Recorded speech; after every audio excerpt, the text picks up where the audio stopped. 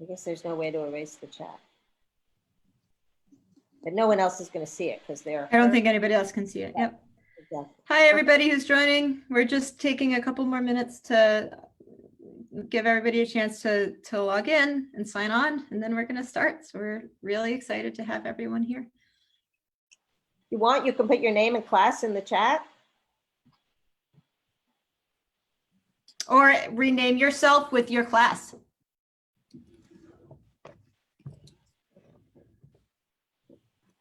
See who you know.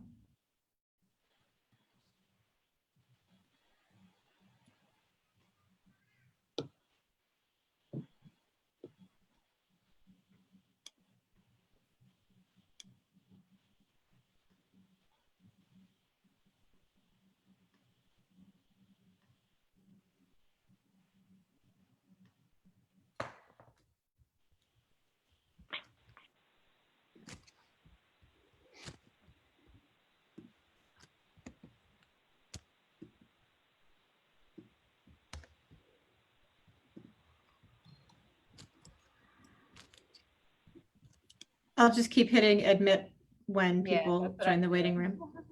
Okay, I can do that. So it's 1:01. Should we give people another minute or two? And then.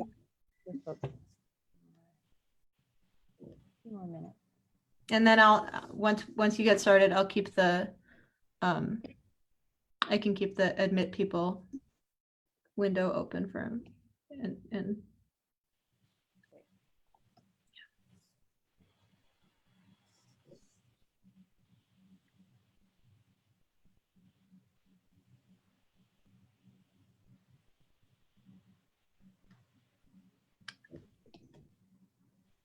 do you want to get going?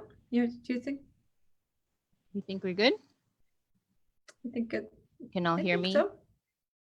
Can you see me? You don't have to see me. It's okay. So we'll switch up, or we'll switch to your face, maybe for the intro. And just to double check, are we streaming over to Facebook? Yep, I believe so. We are. And we're recording? Not yet.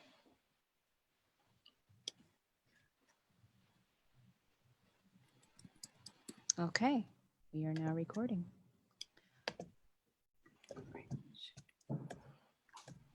Okay, we're going to go ahead and get started. Welcome everyone to day 2 of Princeton Reunions, and welcome to this discussion on fossil fuel divestment at Princeton. My name is Untitled Chapter, class of 2007, and I'm a member of Divest Princeton. Last year, I answered an initial call put out by Anna Leibowitz, which led to the no donations until divestment letter. I want to first acknowledge that Princeton, the university, stands on unceded and occupied lands of the Lenape. In 1756, Princeton moved from Newark to its current site with no recorded consultation with this indigenous people. We honor the Lenape and all indigenous caretakers of these lands and waters, the elders who lived here before, the indigenous today, and the generations to come. Indigenous communities are being hit hardest by the Earth's increasingly unstable climate, and they have much to teach us about stewarding the Earth. As a mother, as a nurse, as a person of color, I'm thinking today, and we are all thinking today, of the more than 100,000 people in the U.S. and the many more around the world who have lost their lives to COVID-19 in recent weeks and months. We are thinking also today of the victims of police brutality and racist policing, including George Floyd, Ahmaud Arbery, Breonna Taylor, and so many others. We are thinking of those that are dealing with the effects of the climate crisis around the world. These crises may seem separate on the surface, but in each of these cases, it is the most marginalized, the poor, and mostly Black and Brown communities, Black and Brown people that are impacted first and most significantly. In our struggle to address the urgent crisis of climate change, we must push for a just transition that is truly intersectional, with social, economic, and racial justice front and center. Before I introduce our moderator, some housekeeping items. We would love your questions throughout the presentation. Please send them through via the chat, and we will get to as many of them as we can. For those of you new to Zoom, you will find the chat button at the bottom of your screen. This session is being recorded and streamed onto Facebook for future reference. For Zoom security, all participants are being muted, so you are unable to mute yourselves. So now, without further ado, I want to introduce the moderator for today, Anna Leibowitz, class of 2009. Anna initiated and spearheaded the No Donations Until Divestment letter. She has an MPA in Environmental Science and Policy from Columbia and researched the urban heat island effect at NASA GISS. Anna? Hi all. Thank you so much for joining us today. We're thrilled for you all to be here, and we're thrilled to be doing this work with you. Today, we're going to be talking about pulling the money out of fossil fuels. An equally, if not more important piece of this puzzle of how to address climate change is to reinvest money in communities that are suffering disproportionately and in endeavors that will address the climate change and help us drive down emissions. So we wanted to put that up front, that is not our focus today, but it is something not to lose sight of. This iteration of the fossil fuel divestment push at Princeton started in a Brooklyn coffee shop in late September 2019, right after the big climate strikes. I was and remain fired up about addressing the climate crisis and was looking for levers of power that power and change that I had particular access to. I had just read a transformative piece by Bill McKibben about the power of banks, insurance companies, and the broader financial industry in maintaining and expanding fossil fuel extraction. I realized that as a Princeton alumna, I had a modicum of influence over a high-profile and prestigious institution with the largest per-student endowment in the country. There had been a fossil fuel divestment movement on campus several years ago, which the university had rejected despite widespread student support. I knew that Princeton values alumni donations, no matter the size. The previous year, I had refused to donate to annual giving because of Princeton's fossil fuel investments, but I had no delusions that my one solitary message would make the slightest difference to Princeton. But what if I could get others to join me? And so Divest Princeton was born. I put out feelers among alumni I knew, got in touch with current students, and we published the No Donations Without Divestment letter. Many of you on this call have signed it. If you have not, this is your notice that we will be asking you to do so very soon.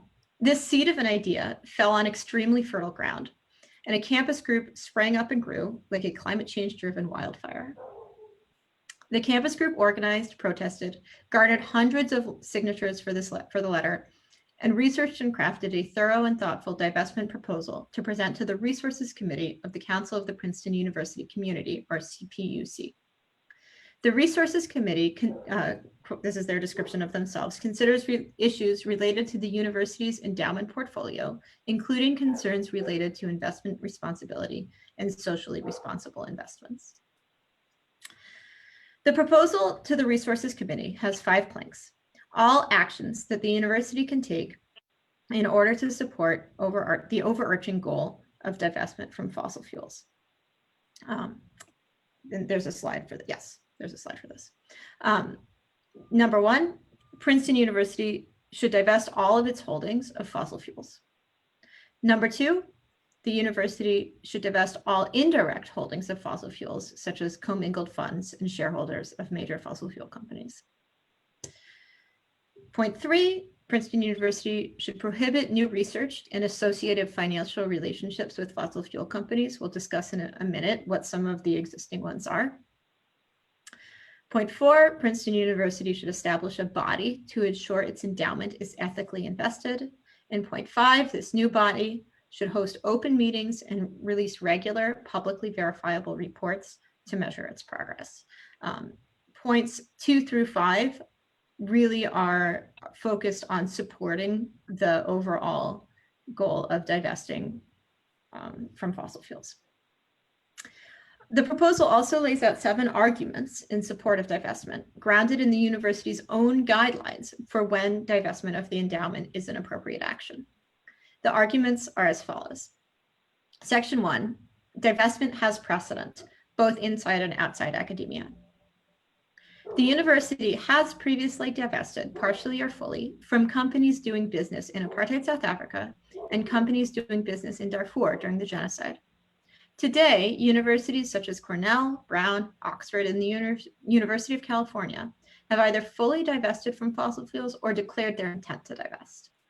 Private institutions like the Rockefeller brothers and public ones like New York City have also divested or are divesting from fossil fuels. Section 2, divestment has maintained a strong and sustained support on Princeton's campus. Among other indicators, in 2019, a referendum concerning Princeton's climate change actions was put before the student body. The referendum implored the university to take stronger action, passing with 95% approval from undergraduates who voted. Section 3, divestment is a fulfillment of the university's values. Princeton teaches its students, as you will all remember, to act in the nation's service and in the service of humanity. Profiting from industries that threaten the stability of humanity is self-evidently in contradiction with this laudable goal. Section 4, divestment is of significant importance to the university community. When the class of 2020 returns for their 30th reunion, New Jersey will likely have gone from 5 dangerously hot days per year to 30. Climate change disasters, such as heat waves and storms, will impact the physical campus as well as the well-being of all students and alumni. Section 5, divestment is consistent with the university's fiduciary duty. The CPUC Resources Committee wrote in its 2017-18 annual report that the Princeton University Company, which administers the endowment, quote, operates under the guiding assumption that an investment decision that takes into account a long view of human progress and social accountability tends to make the most long-term economic sense. Clearly, fossil fuel divestment is consistent with that tenet. Section 6, divestment would reduce conflicts of interest. BP and ExxonMobil together spend nearly $100 million per year lobbying against climate policies such as carbon pricing. And Exxon in particular has waged a well-documented decades-long disinformation campaign aimed at sowing confusion about the facts of climate change. Between 2000 and 2020, BP poured over $43 million into the university, while ExxonMobil gave $6.7 million to Princeton's foremost climate change research centers, the Andlinger Center for Energy and the Environment, and the Carbon Mitigation Initiative.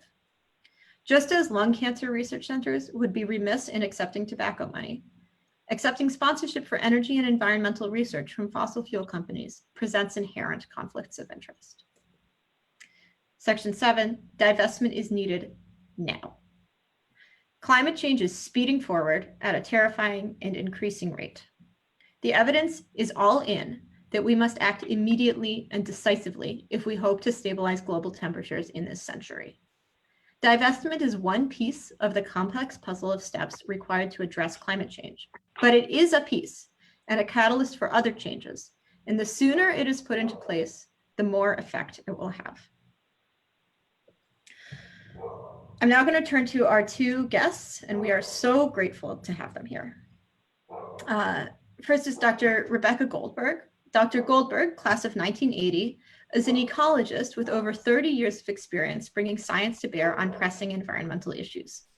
She has worked to reduce the use of antibiotics in farm animals, on best practices for sustainable aquaculture, and she helped craft federal regulation that oversees agricultural biotechnology. While an undergrad at Princeton, she worked on divestment from apartheid South Africa. She was also one of 3 women who bickered to integrate the eating clubs in 1978.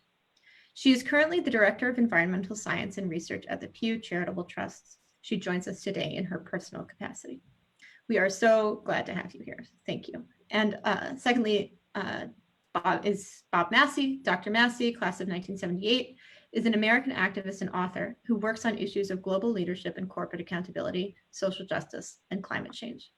He has created or led several organizations, including CERES, the Global Reporting Initiative, the Investor Network on Climate Risk, and the New Economy Coalition.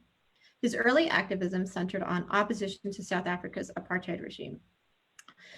His book, Loosing the Bonds, The United States and South Africa in the Apartheid Years, is a study of the effect of investor action and divestment on the anti-apartheid movement. He was in the Divest from South Africa movement on campus, and helped lead the 200-person sit-in of Nassau Hall in 1978. I want to take a minute to let Dr. Goldberg and Dr. Massie introduce themselves. Again, we're thrilled to have you here. And Dr. Goldberg, let's start with you. Great. Thanks so much, Anna. I'm really thrilled to be here, and I'm thrilled to be able to support this movement to divest from fossil fuels by Princeton and other universities. Just to the preliminary comment, repeat what you said. I am here in my personal capacity and not representing my employer. I am here, however, because I think climate change is a problem with which we all need to address. You know, current impacts on those of us who live in the US seem kind of far away, often sporadic. We recognize they're more intense storms. Some of us may suffer from them. Or sometimes we read about things in the news like sunny day flooding in Miami or Norfolk, Virginia. But as greenhouse gas emissions rise or levels rise in the atmosphere, these and a host of other threats, from massive loss of things I love like coral reefs, to frequent flooding, life-threatening heat in many developing countries, disease-bearing mosquitoes that are coming in where they never were before. These things are all going to cause tremendous upheaval in our world and really transform it in some pretty scary things, in some pretty scary ways. The other really scary thing about climate change is, of course, that we can't quickly fix the problem. Carbon dioxide has a really long lifetime in the atmosphere, a lifetime of hundreds of years, so it doesn't go away quickly. And we have to address it early. We can't wait till the problem gets incredibly severe and then take action and think that we're going to be fine. So I know you probably all know this, those of you who are listening, and hopefully you agree that it's critical to address climate change. And that brings me to the topic of divestment. As a student in the late 70s, I was a participant in the student campaign for Princeton to divest from South Africa. And I can't say that Princeton was a leader in its response, but the actions by many universities to divest really helped to change the conversation about South Africa. Apartheid might seem unspeakably horrible now, but actually, if you go back some decades, there was a debate about how to address it. And university actions made clear that apartheid was ethically unacceptable to major institutions and not just to students and other protesters. It really helped catalyze and support a lot of other actions that led to the downfall of apartheid. So our situation with fossil fuels today has some similarities. It's a big problem, but we have complacency. It seems far away, maybe not so much geographically, but certainly in time. It's going to happen in the future. And then we have a US government that's not doing the right thing. We need some new tactics, and I think that divestment is one of them. While it may seem that divesting from fossil fuels is a small thing to do for Princeton, when we have this big, really complicated problem called climate change, it is important, and it really can catalyze change. So I think I'm going to leave it at that and hand it over to Bob, who I think is going to talk a bit about the power of using finance to motivate change.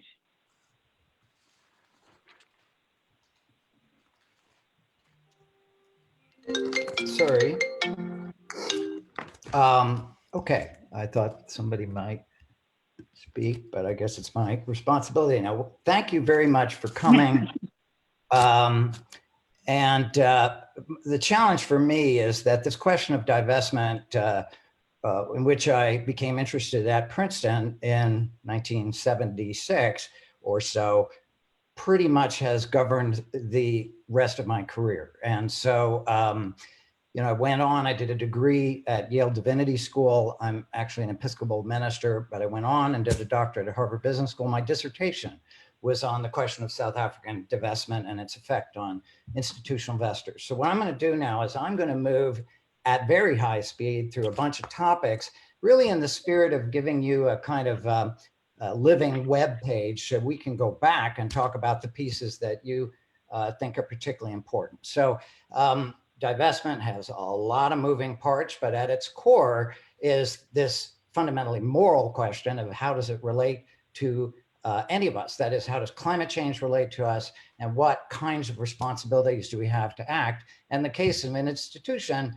are the investments aligned with the core purpose of that institution. We can come back to that, happy to discuss the moral dimensions.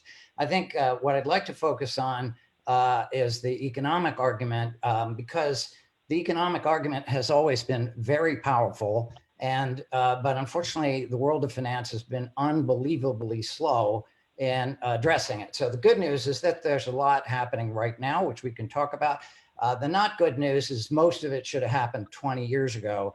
And so it's both a thrill and frustrating to hear people now talking about these key questions. So in terms of the economics of it, one of the most important things has been for the investment world to decide whether it's clear that fossil fuel in general is declining, and it's particularly clear that coal is declining. And so, for example, the Peabody Coal Company, the largest company in the world, used to have its stock at $1,000 a share, and it went down 800, 600, 400. And as it went down, there were people who analyzed this and said, this is just cyclical, it'll come back, that's what always happens. And then there are others who said, no, this is structural. This is the sign that the global economy is steadily shifting away from fossil fuel, which, in addition to all the damage fossil fuel is doing, is a reason to get out. I mean, to be as blunt as I can, fossil fuel industry is a dying industry. It has very little long-term future in the United States. That has been denied for a long time, and we now see it taking place. So just to give you a quick insight into some of the signs of that, and the many positive things that are happening also, but under the pressure of our current administration, are not getting the support that these kinds of projects are getting around the world. So coal. 10 years ago, many people said, no matter what happens, we're always going to be using coal. And we still use quite a bit in this country. But the coal industry and coal miners who do deserve credit for the hard work that they do used to be 800,000 people. It's now 50,000 people. And in fact, in West Virginia, there are only 13,000 miners.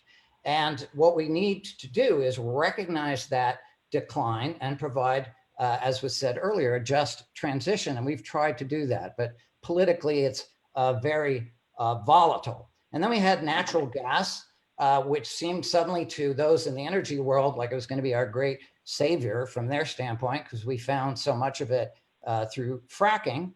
But right now, the fracking industry has lost billions and billions of dollars. And a report I read a few days ago said more than half of the fracking companies are going to go bankrupt because of the changes in demand. So a key message is that people used to say we would never see the changes we're already seeing today. And they continue to say, well, we'll never move forward. And that's not true. So that's part of the challenge.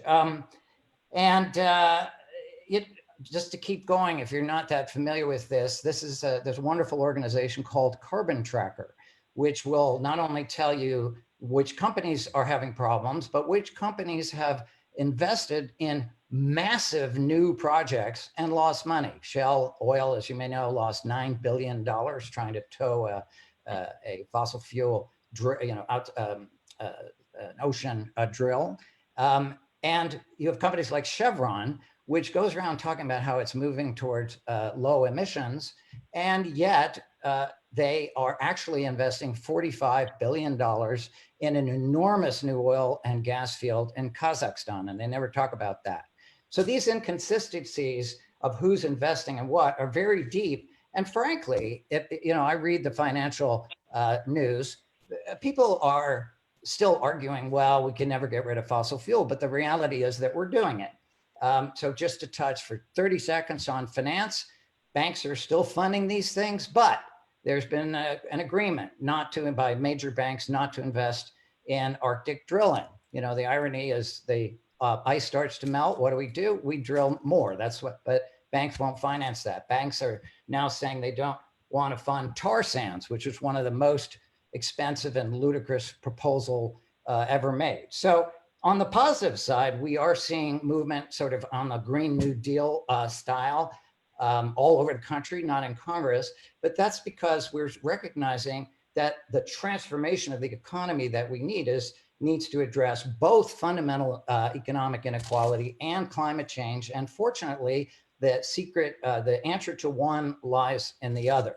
So we can come back to that. But, you know, weird things are going on. And I'm gonna wrap up in one more minute. Houston, which is the home of many oil companies, the city of Houston just signed a contract to go 100% renewable over the next 5 years. They're already at 92%. So the oil capital of the world is using renewable energy. The Danish major companies are building an enormous hydrogen facility, which will come from solar. And the reason that's so important is they're looking at hydrogen as a fuel for the entire world's shipping fleet, which produces a lot of our CO2, and hydrogen does not. So on and on. There are many wonderful investments. Now, just coming back to issues of effectiveness, yes, the South African divestment movement was incredibly effective. I would love to give you some more evidence on that. There's a professor of finance running around named Ivo Welch who says, no, it didn't have any impact. That's because he does what only a finance professor would do, which say that the only thing that matters is the stock price. And that's clearly wrong, and he's mistaken, but I'll save that if you want to hear more about it. And then we can also review step by step what actually happened in South Africa. There's no question at all that the actions in the United States and around the world persuaded the National Party to move toward negotiation. I could walk you through the key dates and events. To finish, reluctantly, since there's so much more to say, this is a critical thing. It engages the core of the university, the safety of everybody in it, the mission of the university, the future of the planet, and it justifies a strong reaction. And in this particular case, with a dying industry, you do not want to continue investing.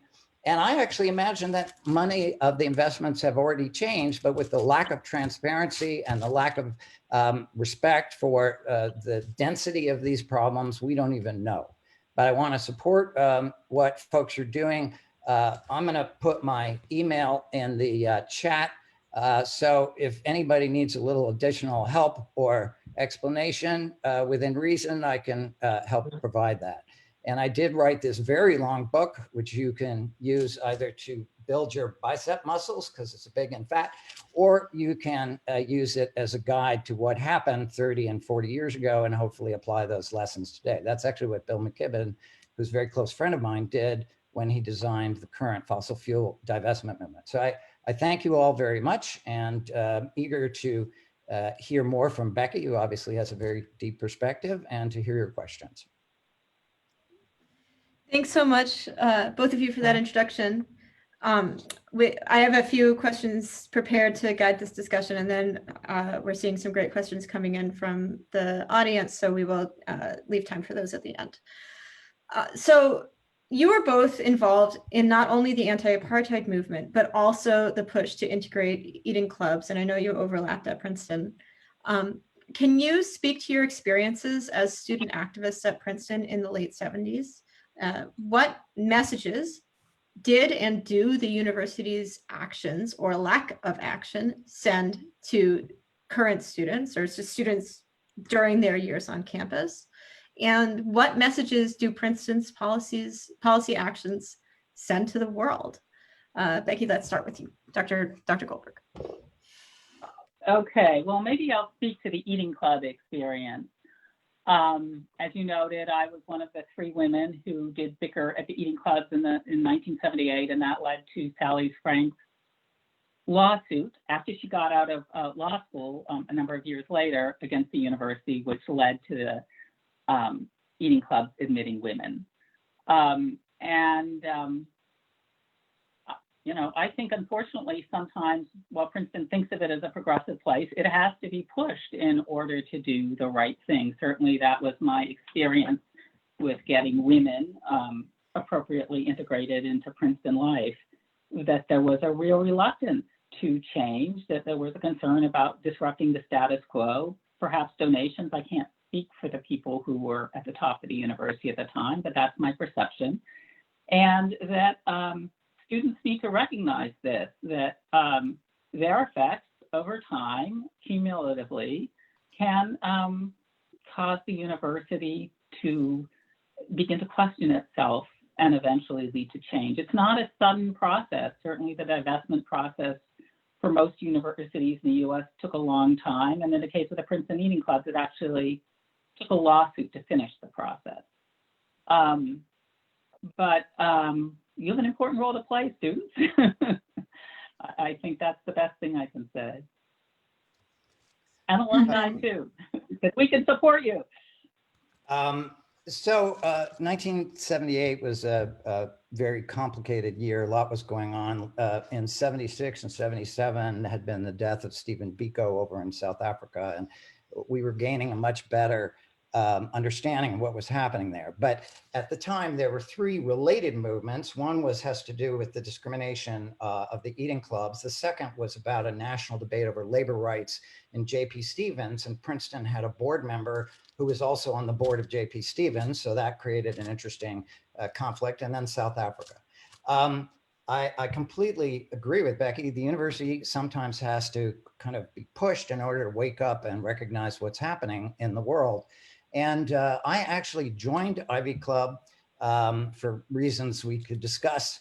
But as soon as I got into the Bicker process, I realized it was really corrupt. I mean, there's no other way to describe it. Very good people, nice people, but the system was broken. So I quit and spent time talking to the club about opening up, and everyone promised they would, and then they didn't. The university didn't do anything. So we organized this thing called the Social Alternatives Coalition. And right when Becky and Sally were trying to bicker, we had a big rally and a march of 400 people on Prospect Street, which at the time people said, wow, that's the biggest thing we've had since Vietnam. So, but the interesting thing is that the president at that time had told me personally, Bob, we can't make these changes. We just did coeducation, meaning he was going to get hit a second time. But when we did this event, this series of events, the next day he appointed a committee on undergraduate residential life and a trustee committee. And it was through those, the so-called Curl Committee, that the recommendation to create colleges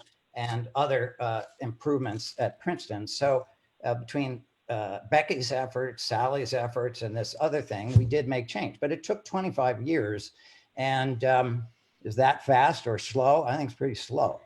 So, but then South Africa was providing kind of global context about the nature of racism, exclusion. And I have to say, I was astonished by the level of knowledge by so many students who understood corporate behavior and power. And there were no courses on that at Princeton. So I was very drawn to this intricate set of challenges that we weren't discussing in our classroom. So it was a combination of public challenges and controversy and things going on in the outside world, with a kind of growing awareness of the significance of all of this within the student body. And the intransigence of the university on some pieces of it built greater support and awareness of the larger struggles. Wonderful. Thanks. Thanks both of you for those memories and those thoughts. Dr. Goldberg, what do you think the role of scientists is in moving us towards solutions on climate change? I know there's been extensive discussion, but particularly scientists in major institutions. What role can and should scientists play in influencing decisions in their institutions versus focusing on their area of expertise and driving the scientific understanding forward? Okay, well, I'm not going to draw such a sharp line as you are. I think there's an important role for scientists who are doing basic science, you know, absolutely, classic ivory tower work. But I think there's also an important role for scientists who are trying to inform public policy, trying to move technology, and so on. And that's something actually I focus on professionally, is how do we get researchers together with people who could actually potentially use information to make sure that researchers craft appropriate questions and projects and include the users of the information in the scientific process, so they produce information that will move the ball forward. And that doesn't mean that science is necessarily, you know, the only thing that goes into societal decision making, but having evidence having science needs to be an important part of the decision-making process when you include other things like our values, when you include in government things like politics. So I think in that way, scientists have an important role to play. I also think that as one of the scientists, you cannot excuse yourself from being a human being too. And it's absolutely fine to have your own personal values.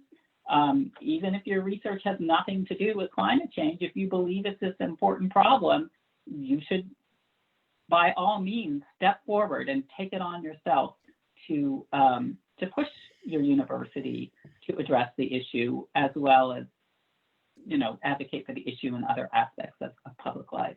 So absolutely, researchers have an important role to play. And obviously, there's some people at Princeton who are doing that now. And I think that's terrific. Thank you. So, well, I was looking. So go ahead. No, go ahead. Okay, I had another question for you, Dr. Massie. So for people who are not very familiar with this concept of divestment, I was hoping if you could take 1 or 2 minutes to just explain, what do we mean when we say divestment? I know it's not as simple as it sounds. And how does it actually work to bring about change? And I want to just add in a very closely related question from the audience. I'm jumping ahead a little bit, but it's tied into this. What does divestment in energy companies pressure them to do, if anything? And does it pressure the companies themselves to switch to developing other energy sources? So what is divestment? And with respect to energy companies, how does it make them do the right thing, if it does? Okay, well, complicated question. Deciding those boundaries, are you just looking at companies that drill for oil, or do the machinery for drilling for oil, or that refine oil? Each thing, is that in or out of the refining, out of the fossil fuel industry? There was a couple of years ago kind of core list, I think originally put out by Carbon Tracker, on the 200 companies that could be considered the absolute heart of the fossil fuel economy. So that's that there. Divestment is part of the question of what does ownership mean? So in our system, and it's become unbalanced, but we view the ultimate responsibility of any corporation as really largely exclusively to shareholders. That's called shareholder primacy. And so every company will tell you that it may be doing things that are potentially compromising in other areas, but they have a duty to maximize shareholder return. Now, there's a whole universe about that. It's a relatively new idea, but it dominates. And it's one of the reasons that parts of capitalism are breaking down.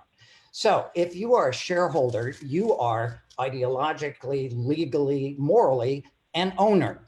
So you not only receive the financial benefit in the form of a dividend or the appreciation of that stock, you also are endorsing that company's business model. In fact, one of the oldest rules on Wall Street is called the Wall Street Rule, which means if you don't like the company, the best thing you can do is sell it. And the concept there is that our purchases and sales are kind of votes of approval, and enough people disapprove, that share price eventually will go down. That's the theory. We can debate that and what Professor Welch says, but the real reason that it's so effective is that we all tend to deal with issues as though they were far away. Yeah, if only oil companies would do something, if only government would do something, I'd be behind it. But divestment forces every institution that holds any kind of stock actually to debate their relationship to climate change. So in institutions all over the country and all over the world, they suddenly go, wait, what are we doing and how does this work? And that promulgation of the debate was critical in changing people's views on apartheid. It's been critical on many questions, and it's been critical today. So to leave that aside, shareholders are now incredibly active. I used to run a shareholder engagement group called Series, and there are now literally hundreds of shareholder resolutions by shareholders as owners to management saying, you got to do this, you got to do that. There was just a huge battle at JP Morgan to try to get Lee Raymond the former CEO of Exxon off the board. So it signals owner concern. When these were first filed, it was 3% of voters, 5, 6, 8. Now we have the biggest investment companies in the world, like BlackRock, $7 trillion in assets, saying we are going to screen our portfolio to make sure that climate risk is being addressed. So to try to summarize, you can engage a company through shareholder, which is often a great thing, and it works. However, some industries, really their business model is broken. They haven't accepted that yet. As shareholders in general, their share prices are going down. And so there is a point where you just say, we're done with this industry. And that's why more than $7 trillion in global investment has already decided. Princeton is so far from being in the lead that it's depressing. So, I think I'll stop there, but there's so many other dimensions to this. It is very embarrassing for leaders of major companies to start losing the support, and it's dangerous because it could lead to a change in ownership and control, to start losing support of their absolutely biggest investors. That's what's happening now globally. And it's even under Trump, it is an intense debate in the United States today. I hope I answered at least part of the question. I think you did. Last question from me for both of you. How do you see the role of academic and science-based institutions such as Princeton in driving the shift towards a sustainable economy? And what role can or should divestment, possibly in addition to engagement as investors, as you were just discussing, play in this larger goal? Because clearly there are other ways that universities engage in these questions beyond simply what they do with their endowments. So for whoever wants to start, whoever has thoughts on the role of academic and science-based institutions. Becky. Sure, I'll take that at least briefly.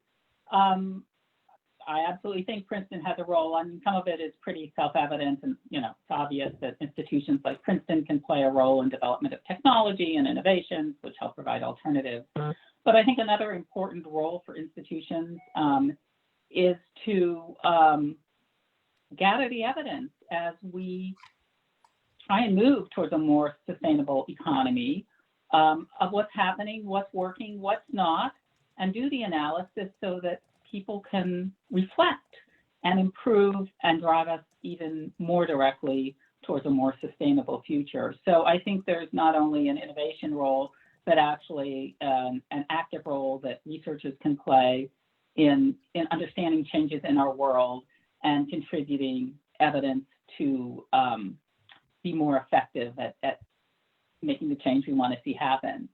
As for what role does divestment play in that? I think that if Princeton declares it's going to divest, it will be a clear signal institutionally to people who work at the institution, as well as those of us who are alumni and students, that fossil fuel and ending the use of fossil fuel and dealing with climate change is a major institutional priority.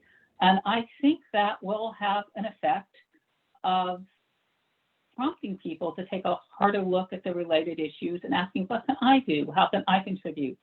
How can I take my research? How can I take my teaching and make a difference? So I suspect that there will not only be external, but also internal effects, very positive ones from divestment. Bob, would you like to reply? Yeah, just real quickly. Research is critical of testing and verifying the different outcomes of increased CO2 and other greenhouse, all that's critical. And helping us find a way to move forward, whether it's different models. And our economic system is coming apart, and this is part of that. However, it does matter where you get the money, because if you do the research and come up with some ideas, those ideas have to be implemented. So to give you a couple of analogies, Professor Princeton could have written in the 1850s that slavery is a bad thing. or that we should be careful about fascism or any of the other global challenges, or even about COVID, we could write about those things. But if, first of all, we're receiving the money from the people who are creating those problems, that is an automatic challenge. And secondly, we fail to take the next step, which is what do we do about it often. So, you know, we can see this boundary.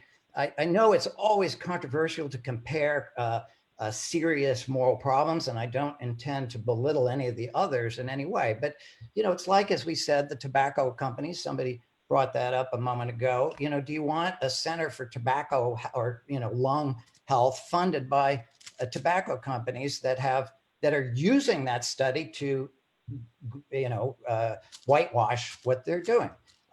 Would we have defended, if Princeton had had a department of, you know, human rights and social inclusion in 1850, would it have been okay to fund that with returns from plantations, which had practiced slavery? I mean, Brown and many other schools, in fact, did. They created their institutions off of the slave trade. Is that okay? Well, now 150 years later, we say no. And this is comparable. This is not something that if we slough it off, it'll go away. It is, COVID is a tiny introduction to what's going to happen. So I think that as we move into the deeper into the 21st century, we have to really encourage our students and all of us to think about what is the consequence in terms of our own actions and lives of what we are learning. And there's still too much of a distance between acquiring critical thinking and acquiring the strength and passion to act as a citizen in a world that desperately needs help. Thank you. We've got time for a few audience questions. There's one I want to start with from David Hughes. David wrote that about an exchange he had with President Eisgruber about a year ago, asking the university to divest. David writes, he responded that Princeton would need to act consistently and therefore should not divest as long as it consumed fossil fuels or collaborated with those companies in research partnerships. And this was something that we've grappled with as a organizing group since the beginning, because when we wrote the open letter, we were aware that this was the rationale, the key rationale for rejecting the previous fossil fuel divestment pushes. And we tried to take that head on. And the answer we came to boils down to the notion that in this particular situation, that requirement is simplistic to the point of making action impossible. Because the problem that we face is that every one of us lives in a society that is entirely dependent currently on fossil fuels. And that is a structural challenge. And that is a structural challenge that we need to address from every angle in order to overcome it, which is absolutely necessary. You know, if it doesn't happen now, we can push it off, but at some point we are going to have to fix the structural problem of reliance on fossil fuels, and no honest person disagrees with that. So then the question becomes, can I just to finish what I was saying, the question becomes, can we take one action before we fix the fact that we are structurally embedded in this fossil fuel dependent system? And when you frame it that way, to say we can't take this action that might help until we've fixed the overarching problem, feels absurd to me. And I think that we try to frame that in the open letter, that this is not a helpful lens. And the university is also taking steps to reduce its dependence on fossil fuels, which is excellent, but does not change the need to also divest now. So that is the answer from me. I also want to open the floor to any other of the organizers for Divest Princeton, if you want to jump in on that or any further questions. And we've only got a couple of minutes left, but Bob, it sounded like you wanted to add something. Well, I just want to say this is an ethically incoherent argument. And if you were to make it on anything else, you know, we can't guarantee a sterile environment, so we should all live in the sewer. We can't do anything. We can't fix sexism, so we are going to do nothing about it. I mean, these are paralyzing arguments that are exactly opposed to the kind of empowerment to leadership which Princeton is supposed to be. And I mean, you're exactly right that this kind of argument would say, you know, problems are so big and we can't get free from them, so we do nothing. And it also transforms a structural issue into a personal issue. You know, if you guys would just do the right thing, we'd be fine. That's not true. Trying to resist harsher words. So I think that it's appalling that they made an argument like that, because it is the opposite of what we're supposed to conclude about our responsibilities, especially those of us privileged to have a liberal arts education. So I'd be happy. By the way, if it's at all helpful, I'll debate anybody you want, because these are deep questions consideration over time. And that's just an incoherent position. I mean, it paralyzes all action. I feel I should add one more thing. David quite fairly asked me to read the rest of his comments because he takes this in a different direction. So just to be fair to David Hughes, he writes, in other words, the investment boycott would depend on a very unlikely consumer boycott. In just the last year, however, the consumer boycott of decarbonizing university operations is gaining traction. And we know that there is a sustainability plan that involves this over a longer period of time. Perhaps there's a push to speed that up significantly. There might be some value then in coupling divestment with decarbonization at Princeton. And then he offers to do more work on that. So thank you, David, for that. Sorry, I didn't read the rest of your question earlier. I want to get to at least one more audience question. Here's a sticky one. This is interesting. So somebody asks, can we have a discussion of the Exxon partnership with the Andlinger Center for Energy and the Environment? Dr. Goldberg, I know we talked about this a little bit. If you, or I also want to invite anybody again from the Divest Princeton organizers, you should feel free to unmute yourselves and comment if you want. But if you have thoughts about this relationship, the fact of fossil fuel companies funding energy and environment research at major research institutions, and Princeton is not the only example of this by far. The floor is open on that topic. Sure, well, thank you. And I'm not going to say a whole lot because although we did discuss this partnership, I actually know very little about it. You know, I think questions of whom it's acceptable to take money from are really complicated, and they're a bit nuanced, and it's clearly wrong or problematic to take funding from an institution you feel is doing things that are fundamentally wrong, or to pursue things that you think are fundamentally wrong.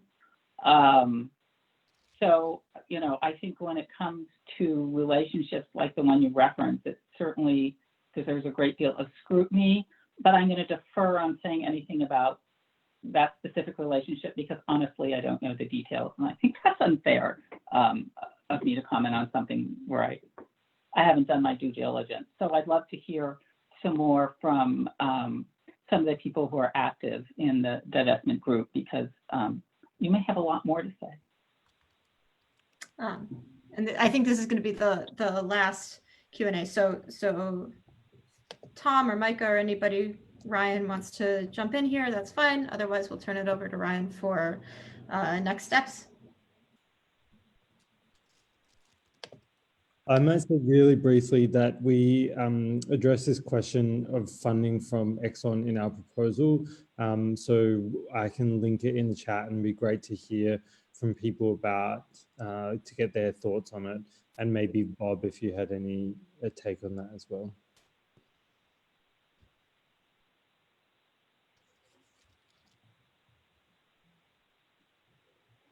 I was writing you guys a note and I missed the last piece of your question, Tom. So could you just do you want to comment on the financial relationship in particular between Exxon and the Endlinger Center, if you are familiar with that particular relationship, or in general fossil fuel companies funding energy and environment research at major research institutions? Just very briefly, I agree with Becky. This is nuanced. Sometimes you may accept someone who made their money in one way and has changed their mind, or there's a lot of subtlety, but it's also complicated. Look at the trouble Harvard got into for accepting millions of dollars from Jeffrey Epstein. So, there's always a challenge here, but I think it's extremely problematic. One of the things we need to take into account is that these oil companies use these programs to prove that they really care. So they give somebody $1 million or $100 million, and then they make that back in a single day. So it's a smokescreen.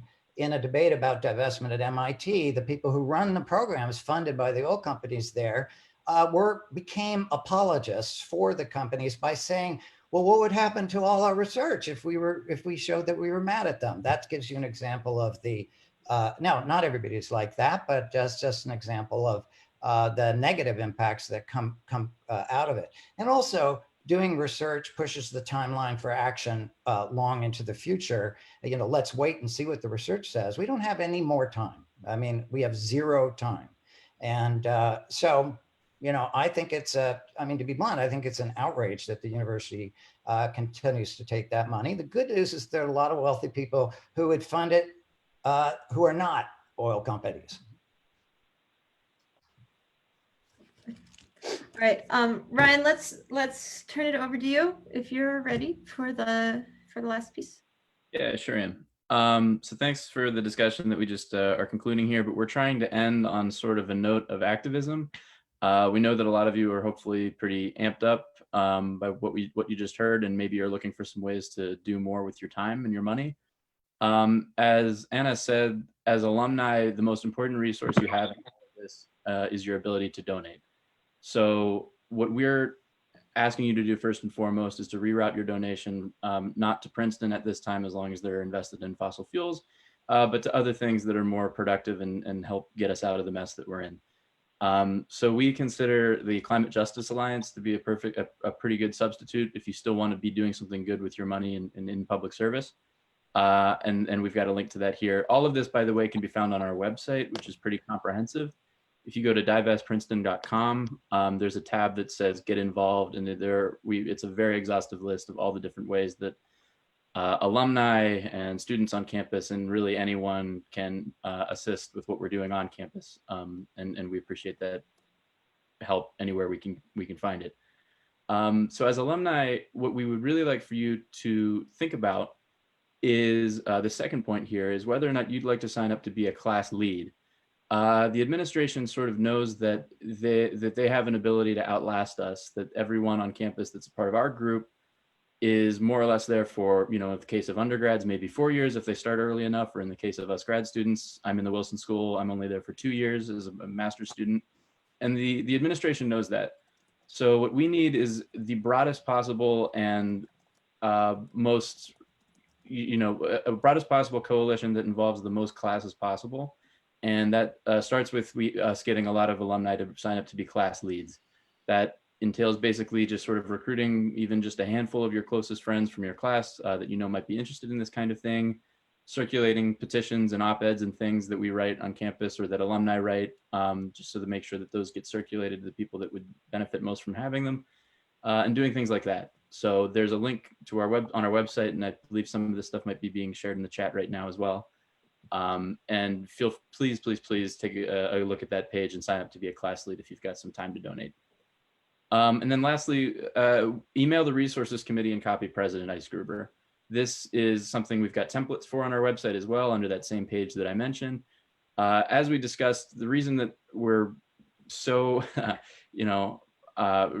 cranking so much stuff out there right now is because the Resources Committee is right now looking at our proposal. And especially on the backs of what Cornell has just announced that they'll be doing, the iron is very hot right now. And so we need pretty much as much help as we can get, talking to the Resources Committee, getting the point across that divestment is important, not just to the campus community, but to the alumni community as well. So with that, we have a few minutes left, I think, or maybe we're almost at time, but in We're any out of case, time. we're out of time. Well, we'll leave these up for a second here. For anyone that is so motivated and has a phone handy to make some tweets, we are using the hashtag Princeton Reunions just because that's the hashtag that all the reunions materials filtering through. So if you have a moment and have some energy to do this, we've drafted just some template example tweets that we think the university might respond to coming from you all. I'll read those very quickly, and if anyone is able to do that, send a tweet, either one of these or a custom tweet. That's something we deeply appreciate. So Princeton's own scientists say that time is running out to stop climate disaster. No more excuses. Princeton must divest from fossil fuels now. Or as a Princeton alumnus, I refuse to see my donations funding fossil fuel companies and the falsehoods they spread about climate change. Princeton must follow Cornell and Brown, no donations until divestment. Climate change has brought droughts, floods, famine, and war to vulnerable people around the world. No university in service to humanity should profit from the worst humanitarian crisis of our time. Princeton must divest. And that pretty much sums up everything that we're about. And I think that more or less sums up our webinar for today. So thanks to everybody for attending. I'll turn it back to Anna for any closing thoughts if she has any. Thank you, everybody. I think we'll leave the meeting open for a couple of minutes, but that wraps it up. We really appreciate your time. And thank you again to Dr. Massie and Dr. Goldberg.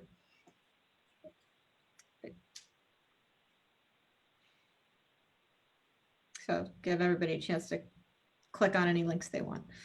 That's it. Okay.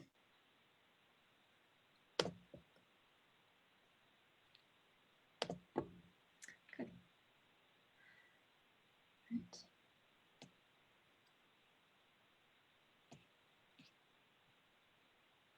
And we can also put the links up later. Okay.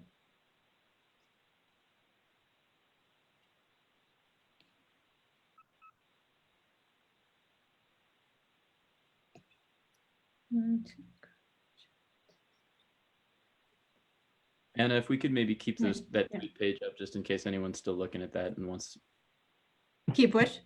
the tweet page, The- the final one. Yeah. Oh, somebody else changed that.